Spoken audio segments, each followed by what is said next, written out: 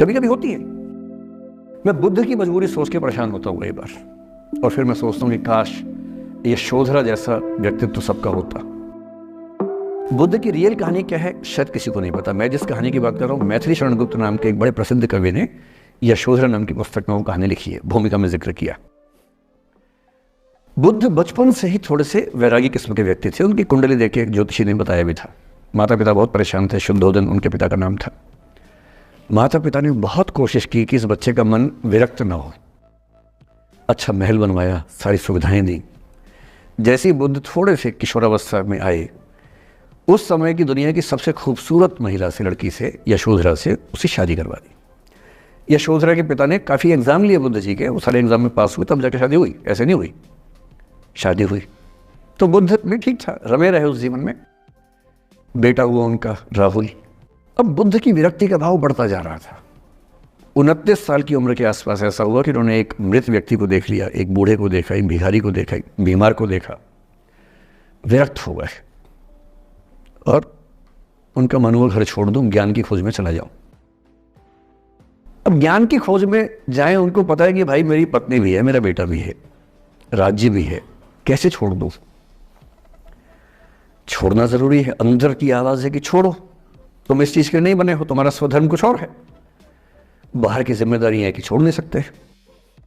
मैं अनुमान करता हूं कि बुद्ध ने शायद अपने पिताजी से कहा हो कभी कि पिताजी मैं बहुत परेशान हूं, छोड़ना चाहता हूं। तो पिता ने समझा बुझा के मना किया होगा कि बेटा शोभा नहीं देता, ऐसा मत करो।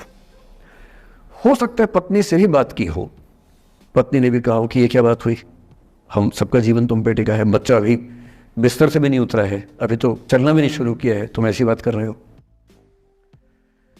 इसका जिक्र नहीं मिलता इतिहास में कि ये बात हुई कि नहीं हुई। और एक दिन बुद्ध ने तय किया और वो आधी रात को पत्नी और बेटे को सोता हुआ छोड़ के चले गए। इसको बौद्ध परंपरा में महाभिनिष्क्रमण कहते हैं, बुद्ध का अपने घर से निकल जाना। अब बुद्ध चले गए, लेकिन मैथिली शरण गुप्त यशोधरा के पर्सपेक्टिव से बुद्ध को देख रहे हैं। यशोधरा बहुत परेशान है, भाई पति चला गया है, बच्चे का पिता चला गया, मजाक छोड़ना है। राजा परेशान है कि उनका उत्तराधिकारी चला गया है।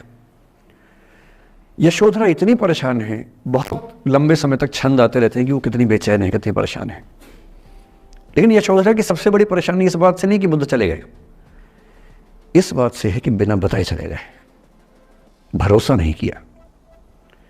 और वो अपनी सहेली से कहती है, सिद्धि हेतु स्वामी गए, यह गौरव की बात। मुझे गर्व है कि मेरा पति इतने महान काम के लिए गया है। सिद्धि हेतु स्वामी गए, यह गौरव की बात, पर चोरी चोरी गए, यही बड़ा व्याघात। सखी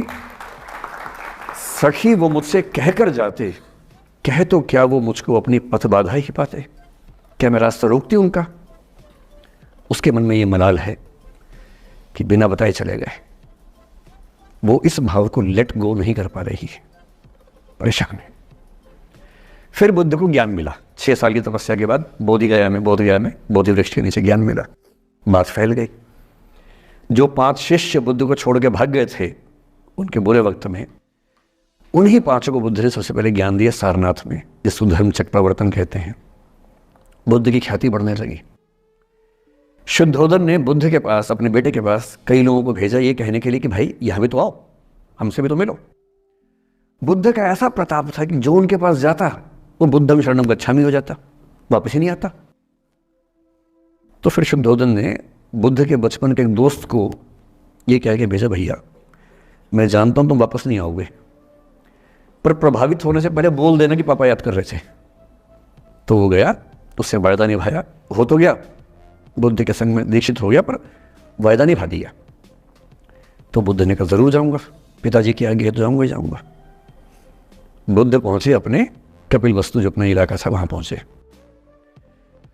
पूरे कपिल वस्तु में, नेपाल सिद्धार्थ नगर से नेपाल जाएंगे तो नेपाल बॉर्डर पे कपिल वस्तु है। मैं देखने गया था वो जगह जहां बुद्ध पैदा हुए थे, बड़ा सुंदर स्थान है, आप भी जाके देखेंगे अभी।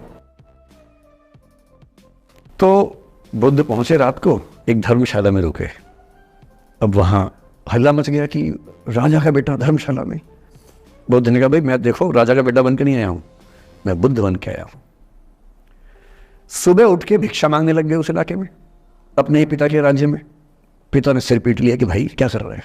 फिर बुद्ध ने सूचना भिजवाई कि मैं बुद्ध हूं, बेटा हूँ संयोग से, ठीक है, मैं आ रहा हूँ मिलने के लिए, पर मैं बुद्ध होके आया हूँ, मेरी चर्या है, नियम है, मैं भिक्षा से ही जीवन जीता हूँ अपना। ठीक है, पिताजी ने कहा चल कोई बात नहीं। फिर बुद्ध गए पिता से मिलने, पिता से मिले, सबसे मिले, भरी सभा में, लेकिन यशोधरा नहीं आई मिलने के लिए, लेट गो नहीं कर पा रहे थे। उसके मन में दर्द था, छुप के क्यों गया, बता के जाता। बुद्ध ने पूछा पिता से कि यशोधरा कहाँ है, तो बोले कि वो कह रही है कि अगर बुद्ध मिलना चाहेंगे तो खुद ही मिलने आएंगे मुझसे, मैं क्यों जाऊंगी भाई, आत्मसम्मान भी तो कोई चीज़ है, मैं क्यों मिलने जाऊंगी। तो बुद्ध मिलने गए। सोचिए कमरे में यशोधरा बैठी है, राहुल साथ में। अब राहुल थोड़ा सा बड़ा हो गया है, 6-7 साल का है। बुद्ध गए हैं। अब आपके मन में आ रहा है कि बुद्ध वहाँ जाके बोलेंगे सॉरी मैंने गलत किया, I hurt you, I really feel sorry. बुद्ध है वो बुद्ध, वहाँ जाके क्या बोल रहे पता है, भिक्षाम देहि, भिक्षा दो। और यशोधरा कितनी महान महिला रही होगी, उसने अपने बेटे का हाथ बाप के हाथ में दे दिया। लेट गो का इससे महान उदाहरण दुनिया के इतिहास में नहीं है कि चलो आखिर तुमने आके झुक के कुछ मांगा तो सही। उसकी जितनी ईगो थी, अहंकार था, सब विगलित हो गया। और जो औरत परेशान थी कि मुझसे बिना बताया गया, उसने अपने बेटे को दे दिया कि इसको लेके जाओ, क्योंकि मैं जानती हूं कि तुम महान काम कर रहे हो, और तुम महान काम कर रहे हो तो मैं क्यों बीच में आऊंगी भाई। मेरा पति महान काम कर रहा है तो मुझे खुशी होनी चाहिए, और तुम्हारी उस खुशी में मैं क्यों पीछे हटूं। बस मुझे भरोसे में लेके जाते तो और खुश होती।